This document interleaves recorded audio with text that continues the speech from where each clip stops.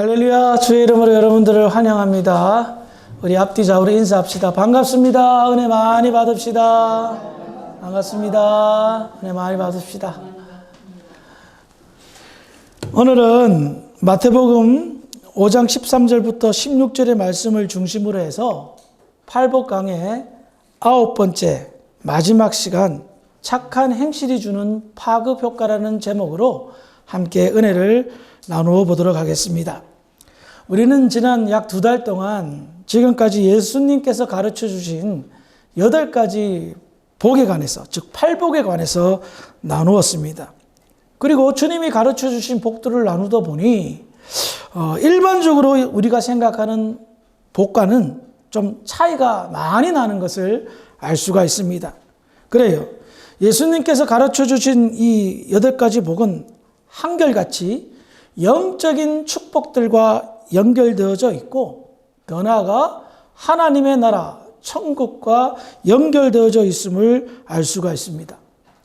그러므로 인간이 누리는 복이 가장 큰 축복들이 무엇인가를 알 수 있는 것은 인간을 창조하신 하나님께서 인간에게 가장 축복된 것이 무엇인지를 모를 리가 없죠.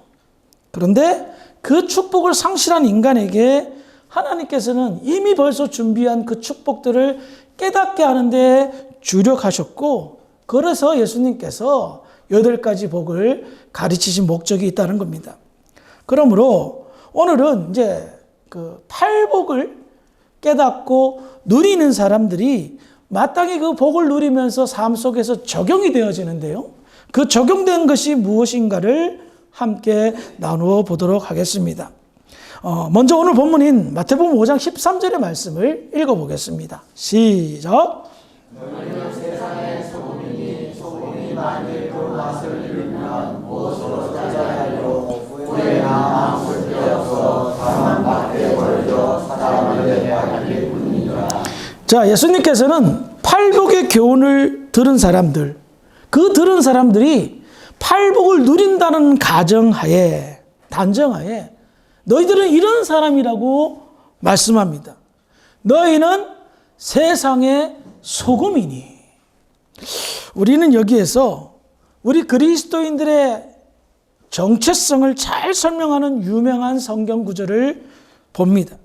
그리스도인으로 부름받았고 교회를 좀 다닌다면 빛과 소금, 그리스도인은 빛과 소금으로 이 세상에서 살아야 된다 라는 이야기를 많이 들었고 누구나 아실 것입니다. 그런데 우리 한번 생각해 봅시다. 너희는 소금과 같은 사람들이다. 왜 예수님께서는 많은 사물 중에서 유독 소금을 비유로 그리스도인들의 정체성을 설명하셨을까요? 너희는 금 같은 존재이다. 너희는 다이아몬드 같은 존재이다. 너희는 돈다발 같은 존재이다. 돈다발 한번 만져봤으면 좋겠는데. 그럼 세상에 가치 있는 것들이 참 많은데 왜 소금이라 말씀하셨을까요? 분명히 이유가 있겠죠. 당시 예수님 시대에 예수님이 유대 갈릴리 지역에 사셨잖아요. 예수님은 목수였지만 예수님의 제자들은 거의 다 어부였어요. 그렇기 때문에 이 소금의 의미를 너무나도 잘 알고 있었습니다. 갈릴리에서 나온 생선은 이 소금에 의해서 절여져 가지고 부패를 방지하고 또 중요한 먹거리의 수단이 되었습니다.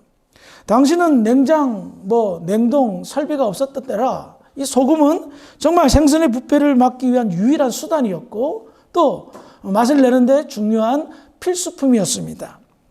부패를 방지하기 위한 소금. 그런데요, 예수님은 우리가 일반적으로 생각했을 때 부패를 방지하기 위해서 소금의 비유를 들었어. 그래서 세상의 부패를 방지하는 방부제 역할을 그리스도인이 하는갑다. 그렇게들 생각하고 계셨죠?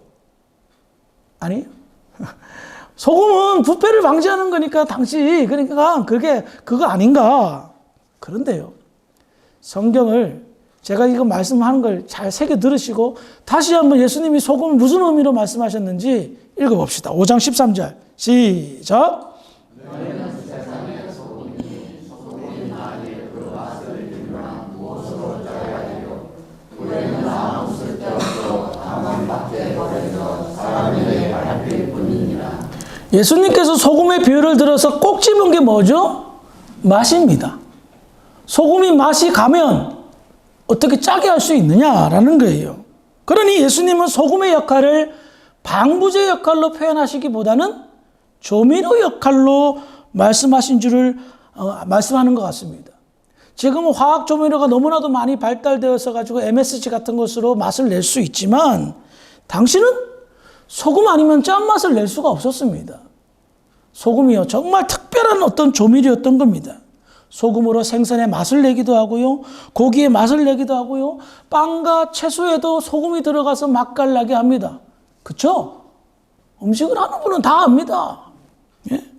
그러니 소금은 일상생활에서 너무나 중요한, 먹는데 빠져서는 안 될 생필품이요 조미료였던 겁니다. 오늘 한국 사람에게서 김치 담그는데 소금 없으면 김치 담글 수 있어요? 소금이 진짜 중요하니까 돈 많은 사람은 천일염 사가지고 김치 만들잖아요. 그리고 아사도, 우리 좋아하는 아사도, 소금 안 뿌린 아사도 먹어보신 적 있으세요? 소금만 조금 작게 뿌려도 누구는 아유 싱겁다 그래요. 적당하게 이 굵은 소금을 잘 뿌려야 최상급 아사도도 맛을 내죠. 그래요. 그러므로 우리가 알 수 있는 것은 뭐냐? 그리스도인들을 소금이라 표현한 것은 정확하게 이 세상에서 그리스도인들은 소금의 맛을 내는 역할을 하지 않으면 이 세상이 살맛 나는 세상이 아니고 힘들고 어렵고 짜증나고 괴로운 세상이 된다는 것을 말하고 있다는 겁니다. 기억하시기 바랍니다. 세상이 왜 교회와 성도들에게 신경질을 내는 줄 압니까? 아사도 맛있게 먹고 싶은데, 느끼하니까 김치와 곁들여서 먹고 싶은데, 아니면 엔살라다 해서 곁들여서 먹고 싶은데 보기에는 너무 맛있게 잘 구워졌는데 맛이 하나도 안 난다는 거예요. 맛없는 아사도 드셔본 적 있죠? 맛없는 김치 드셔본 적 있죠? 소금이 빠진 것들 생각해 보세요. 오늘 집에 가서 시험 한번 해보세요. 화나는 거예요. 몇 시간 고생해서 구워놨더니 맛이 하나도 없는 겁니다. 기대를 잔뜩 했는데 너무 맛이 없어요. 그래서 세상의 교회와 성도들에게 짜증을 내고 신경질을 부르는 겁니다.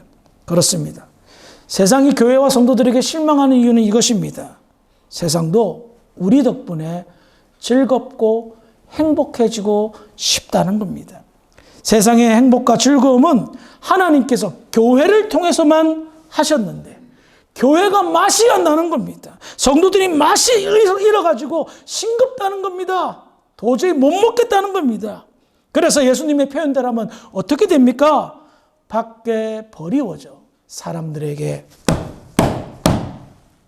밟힐 뿐이다 라고 말씀하십니다. 그래서 예수님의 표현대로라면 밖에 버려져 사람에게 밟힐 뿐이다. 여러분들 세상 사람들에게 기쁨과 즐거움과 행복감을 주셔야 됩니다. 세상 사람들에게 밟힘을 당하고 싶습니까? 여러분, 밟힌다는 의미는 무엇입니까? 수치스러운 거예요. 치욕을 당하는 겁니다. 기억하십시오. 우리는 세상의 맛입니다. 그러므로 참된 그리스도인의 존재는 세상 사람들에게 행복과 기쁨과 감사를 주는 그런 존재라는 겁니다. 세상 사람들에게서는 없어서는 안 돼. 그런데 눈에는 띄지 않는 소금과 같은 그런 존재라는 겁니다. 세상이 맛깔나게 하는 것, 많은 사람들이 기쁨과 감사와 안정을 누리게 하는 것은 바로 그리스도인들이 소금의 맛을 낼 때에 그런 안정과 평안과 기쁨을 주게 된다는 것입니다. 그래서 우리의 삶은 세상을 만나게 하는 세상. 눈에 보이지 않아요. 소금은 녹기 때문에. 하지만 분명히 소금의 존재를 느낄 수가 있듯이 세상 사람들에게 우리는 꼭 필요한 존재라는 겁니다.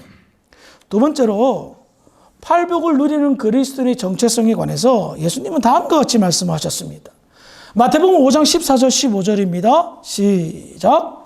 너희는 세상의 빛이라. 산에 있는 너가 손들지 못할 것이요 사람이 등불을 켜서 바라보지 아니하고 등등의 빛나니 그러므로 세상 모든 사람에게 빛입니다. 아멘.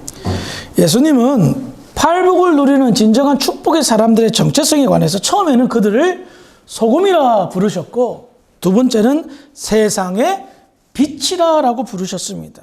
여기에서 빛의 역할은요, 빛이 밝을 때 필요합니까?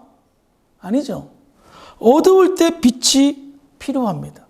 그러므로 알 수 있는 것은 세상의 빛이란 말은 지금 세상은 어두운 상태라는 겁니다. 그래서 이 어두운 세상에 빛을 비추어 세상을 밝게 하라라고 말하는 겁니다. 마태복음 4장 16절의 말씀입니다. 시작.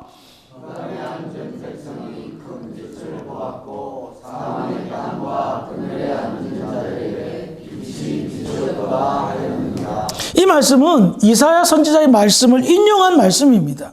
여기에서 선지자 이사야는 예수님을 큰 빛이라 표현하였습니다. 그리고 세상을 어떻게 말합니까? 사망의 땅과 그늘에 앉은 자라고 표현하고 있습니다. 아마도 이와 같은 맥락에서 예수님은 그리스도인들을 빛이라 표현한 것 같습니다.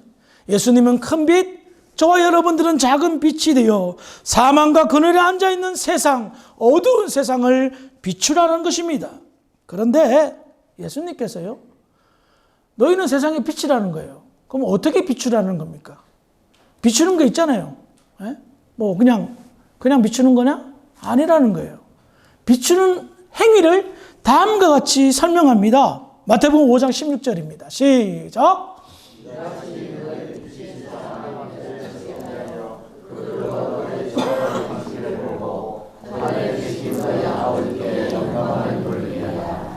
그리스도인들이 빛을 비추는 행위를 어떻게 표현하고 있습니까? 말하고 있습니까? 착한 행실로 살아라 라고 말하는 겁니다. 이처럼 우리가 알 수 있는 것은 소금은 이 세상에 맛을 내는, 사람들에게 행복감을 주는 존재이고, 빛은 비추는 건데 어떻게? 착한 행실로 보여주는 거라는 겁니다. 그러면 이 두 가지가 융합이 되면 어떻게 될까요? 사람들이 은혜를 받고 도전을 받고 그리스도인들을 사랑하게 되고 그리스도인을 모델로 삼고 그리스도를 믿게 되는 과정으로 가겠죠. 그런데요, 여러분 보십시다. 착한 행실로 사는 것은 어떤 것이 착한 행실로 사는 거예요? 그냥 착하게 살면 되는가요? 성경은 착한 행실에 관해서 이렇게 이야기하고 있습니다. 착한 행실로 사는 것에 관한 이유, 에베소서 2장 10절입니다. 시작.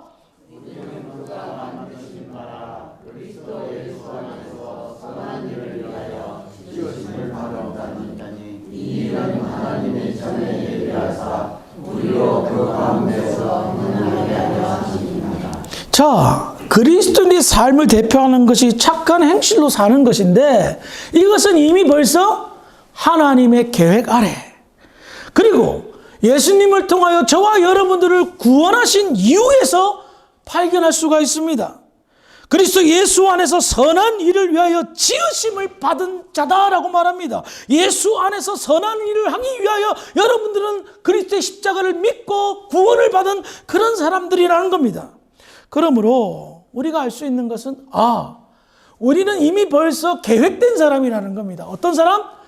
착한 행실을 하기 위해 하나님이 이미 벌써 계획하신 사람이라는 겁니다. 그리고 그 선한 일에, 착한 행실의 최종 목표가 뭐다? 5장 16절에서 알 수 있듯이 그리스도인들의 착한 행실을 본 세상 사람들이 그것을 보면서 어떻게 해요? 하나님께 영광을 돌리게 하기 위함이라, 하나님께 영광을 돌리기 위함이라고 성경은 선포하고 있습니다. 그러므로 하나님의 최종 목적은 무엇입니까?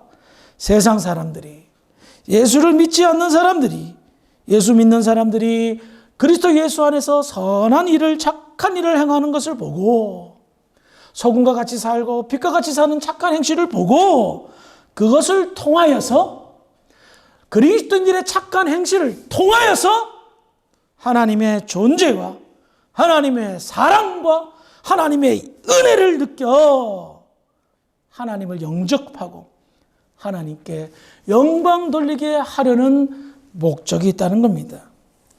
그러면 어떻게 살아야 착한 행실로 사는 걸까요? 착한 행실, 굉장히 좀 뭉뚱그려 말하는 것 같지 않습니까? 근데 성경을 찾아보니까 착한 행실로 사는 것에 관한 내용들이 있더라고요. 디모데전서 5장 10절입니다. 시작.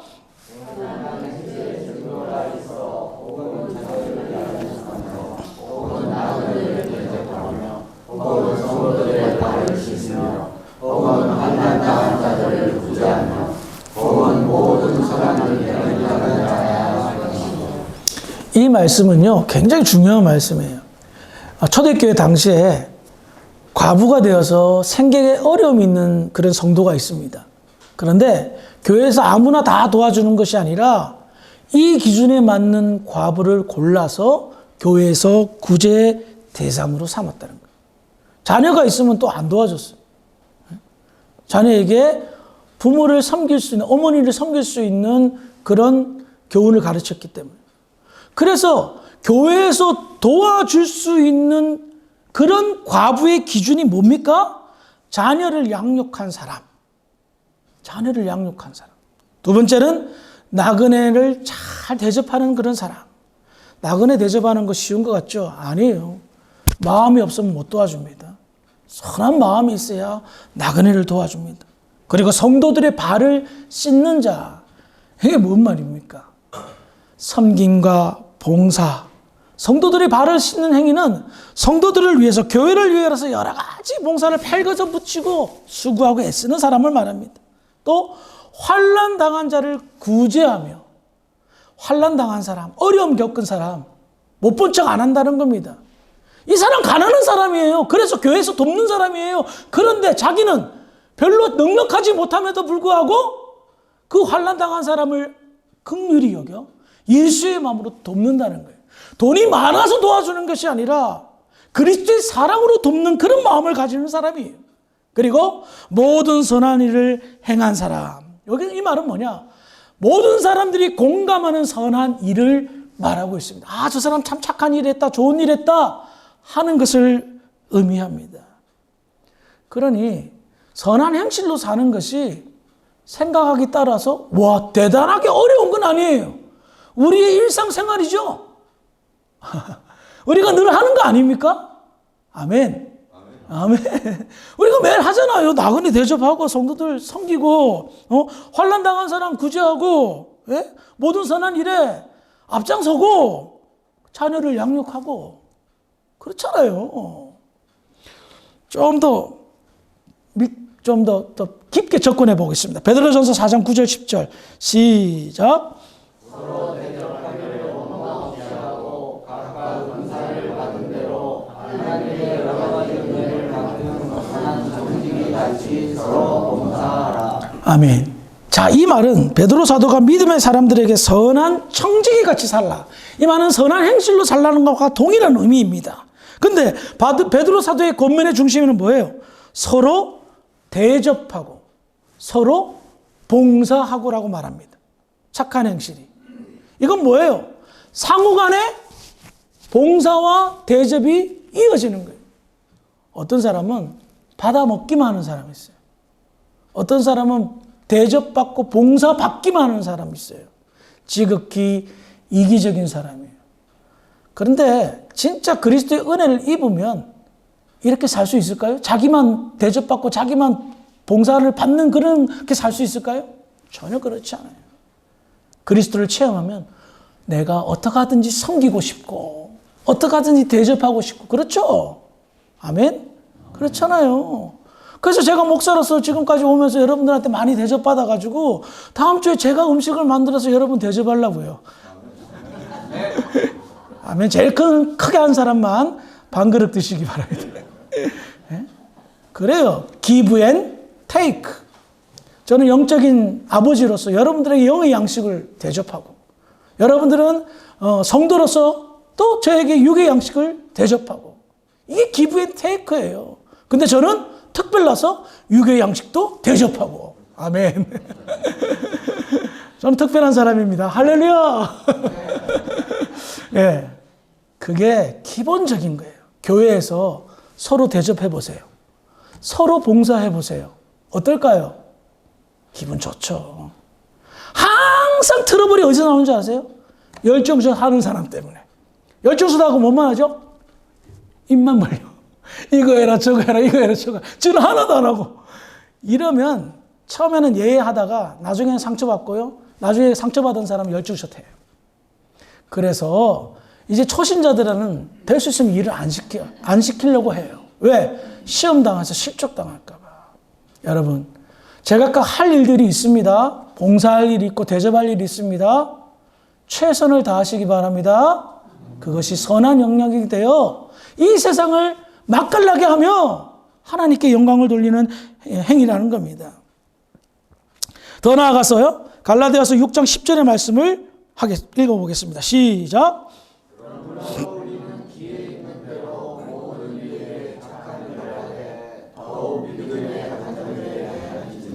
아멘.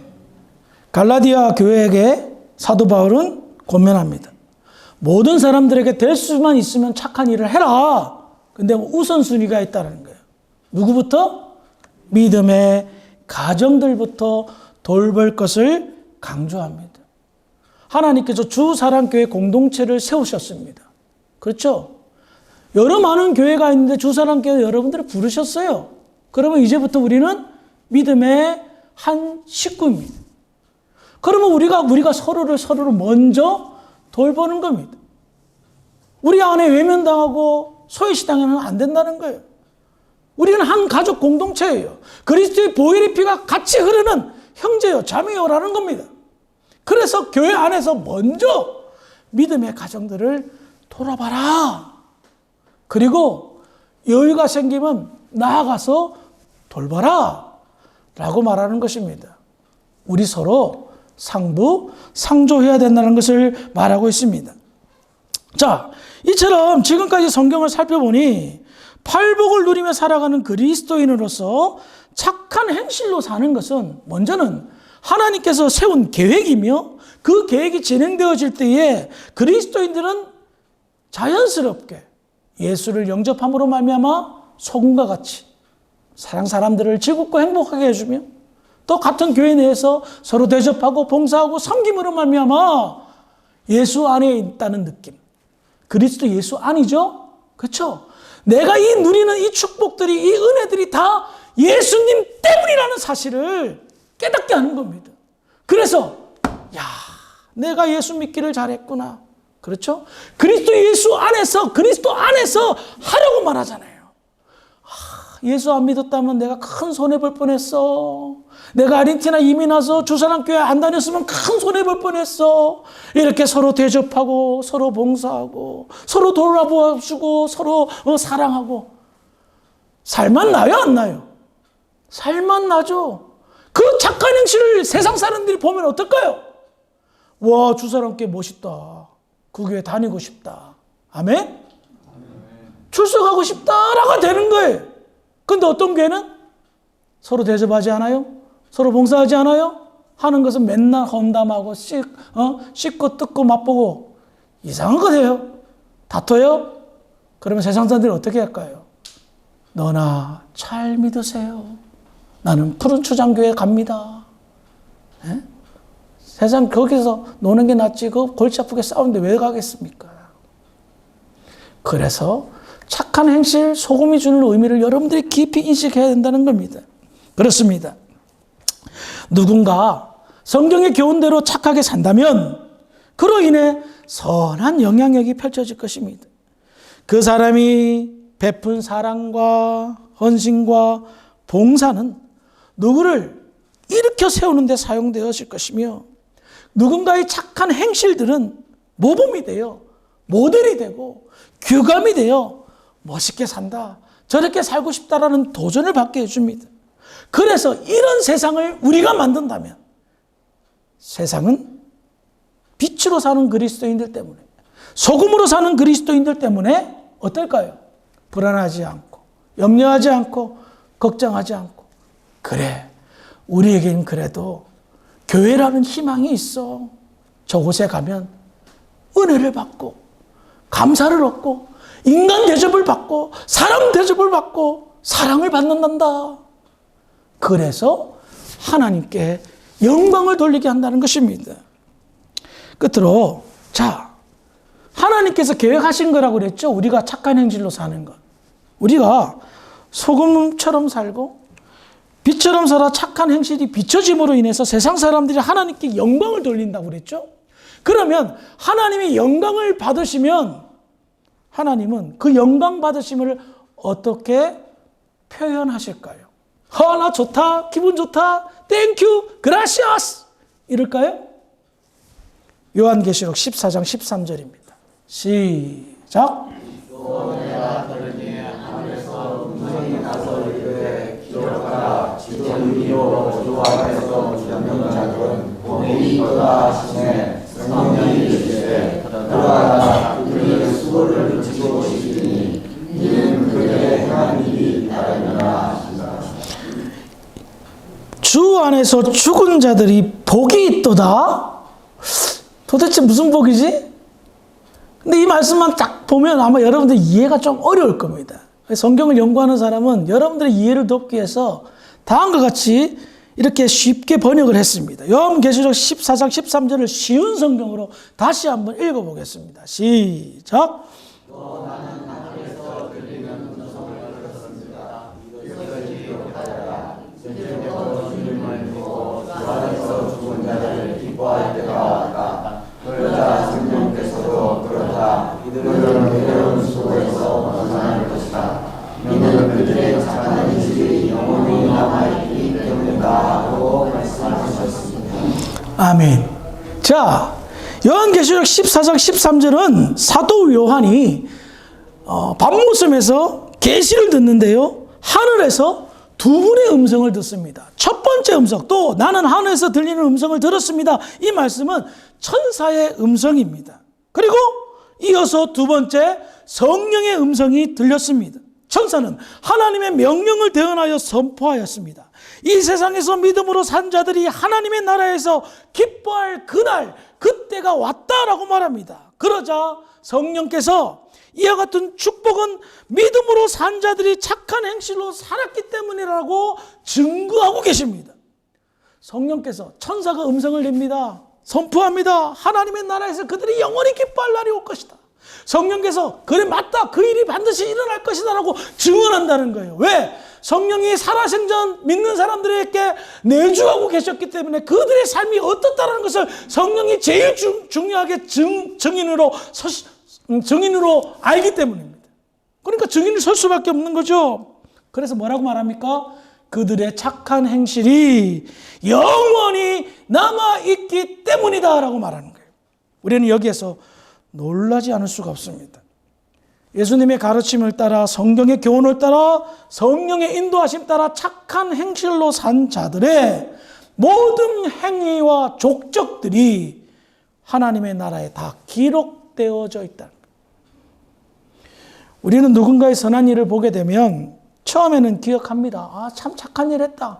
근데 세월이 좀 지나면 어떻죠? 잊어버릴 때가 많아요. 잊어버릴 때가 많아요. 근데 하나님은 다르십니다. 하나님께 영광을 돌리게 한 모든 착한 행실들을 일일이 전부 다 기록하게 하셨다는 거예요. 우리는 기록이란 말에 놀라움을 금치 않을 수가 없습니다. 전지전능하신 그 하나님께서 무엇을 잊어버리겠습니까? 절대 잊어버릴 수 없는 전지전능하신 그 하나님께서 기록하게 하셨다는 것은 무엇을 의미합니까? 나는 절대 너희들의 착한 행실을 잊을 수가 없다. 잊을 수가 없다. 그 말이라는 거예요. 우리의 착한 행실이 영원히 기억되고 앞으로 영원히 기념으로 되고 영원한 축복의 근거가 된다는 것을 얼마나 놀라운 일이란 말입니까? 성도들과 함께 나누며 서로 대접하고 서로 봉사하고 어려운 일 당한 자 찾아가서 조금이나마 말로써 물질로써 도와주고 좋은 말로 위로하고 믿음의 가정에 어려움을 당할 때 그 믿음의 가정에게 조금 도와주고 찾아가서 힘내라고 권면한 이 모든 것들이 다 하나님의 나라에서 기록되어져 있습니다. 기억하십시오. 하나님께서는요, 어떻게 하면 여러분들의 죄를 밝혀내서 정죄할까 고민하지 않아요. 왜? 여러분들이 회개하면, 죄를 고백하면 끝! 하지만 하나님은 지금 여러분들의 착한 행실을 일일이 다 기록하며 기억하며 기념하기 위해서 고민하고 계시는 거예요. 조그만한 섬김, 조그만한 수고, 조그만한 애씀 일일이 다 기록하시면서 어떻게 하면 얘를 축복할까? 어떻게 하면 건수를 만들어서 얘를 영광스럽게 만들까? 왜? 우리의 착한 행실을 통하여 세상 사람들이 하나님께 영광 돌리게 한 그것이 하나님은 평생 잊을 수가 없다라는 겁니다. 너무너무 고맙고 감사하다는 거예요. 야, 너 때문에 내가 영광을 받았어. 그래서 기록하고 성령께서 증인 세우시고 영원히 기념하도록 만든다는 겁니다. 그래서 여러분들이 교회에서 수고하는 것, 헌신하는 것, 애쓰는 것 허투루 생각하지 마세요. 허무하게 생각하지 마세요. 그래요. 사람은 못 알아줄 때가 있어요. 그래서 좀 섭섭할 때가 있을 거예요. 신앙생활 하다 보면 내가 이렇게 애쓰고 수고하는데 몰라주는 그런 게 많이 생겨요. 그럼 삐지고 섭섭하게 생각하고 내가 이렇게 수고했는데 안 알아준다고. 사람이니까 그런 거예요. 다 어떻게 일일이 챙겨줘요. 까먹을 때도 있고 또 대수롭지 않게 생각할 때도 있죠. 제발 섭섭하게 들어서 시험 좀 들지 마세요. 하지만 하나님은 어떻다? 다 기억하신다는 거예요. 그리고 반드시 영광 받으신 대로 돌려주신다는 겁니다. 하나님께서 기억하셔서 천사가 선포하고 성령께서 증인되셔서 하나님의 나라의 상급으로 하나님의 영광이 나타나게끔 하신다라고 성경은 약속하고 있습니다. 팔복을 강의하면서 행복했습니다. 왜냐하면 목회하면서 우리 성도들이 세속적인 복에만 매달리는 것이 너무 마음이 아팠기 때문입니다. 그래서 주사람께 시작하면서 이 복은 반드시 이 팔복에 대해서는 여러분들과 함께 나눠야 되겠다. 근데 성령께서 저에게 감동을 주신 거예요. 제가 준비한 것 이상으로 성령께서 제 입술을 열어서 여러분들에게 가르쳐 주셨어요. 오늘 이 말씀도 그렇습니다. 제가 준비한 것 이외로 하나님께서 저에게 감동을 주셔서 여러분들에게 깨달음을 허락하시는 거예요. 착한 행실로 사는 것, 바보같이 사는 것 아닙니다. 어리숙하게 사는 것 아닙니다. 나를 가장 축복하는 행위인 줄 믿으시기 바랍니다. 그래서 이 땅에서 예수님이 가르쳐 주신 복을 좀 제대로 누렸으면 좋겠습니다. 이미 다 그 복된 상태 속에 우리는 와 있습니다. 그래서 그로 말미암아 시너지 효과로 소금과 같이 빛과 같이 착한 행실로 삶으로 우리의 모습을 보고 세상 사람들이 하나님께 영광을 돌리면 그것이 그대로 나의 축복이 될 줄 믿으시기 바랍니다. 우리 교회가 서로 대접하고 서로 봉사하고 서로 섬기고 믿음의 사람을 먼저 생각하고 위하고 그래서 또 힘든 사람들에게 위로가 되는 그런 아름다운 가족 공동체, 하나님이 기뻐하는 교회 공동체가 아름답게 세워질 줄 믿어 의심치 않습니다. 그런 교회가 되기를 주의 이름으로 축원합니다. 기도하시겠습니다. 하나님 감사합니다. 오늘 말씀을 통해서 참된 그리스도인의 정체성을 다시 한번 깨닫습니다.